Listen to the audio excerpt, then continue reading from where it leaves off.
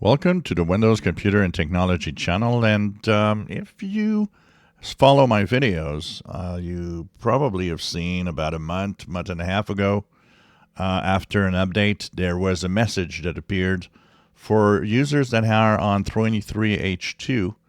And that was this message, which is get the newer version of Windows. Your version of Windows has reached the end of service. And it's not true because 23H2 is good until November 2025. Now, it seems that I have quite a few messages, comments of people saying that the message came back on their PC for some reason. So, what I need, I'll say here is just don't do anything. There's nothing to do. Microsoft, the first time it said that it was a server-side issue on their servers that just, made this message appear. I would guess maybe because of Patch Tuesday or something changed and that message is there again. So what I would just say is ignore it because it's not true. And Microsoft will probably know about it and fix it again.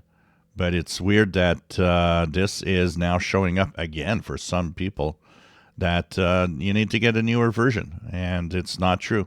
23H2 is fine, so just ignore what it's saying. It really is going to be good until November of 2025. Obviously, some glitch on Microsoft's side that is making this appear regularly.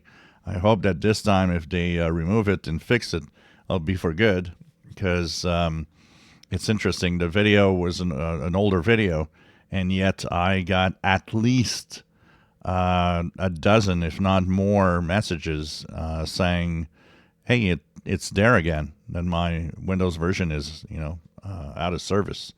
So do not believe it. It is untrue. If you're on 23H2, you are good to go for a year. If you enjoy my videos, please subscribe, give us thumbs up. Thank you for watching.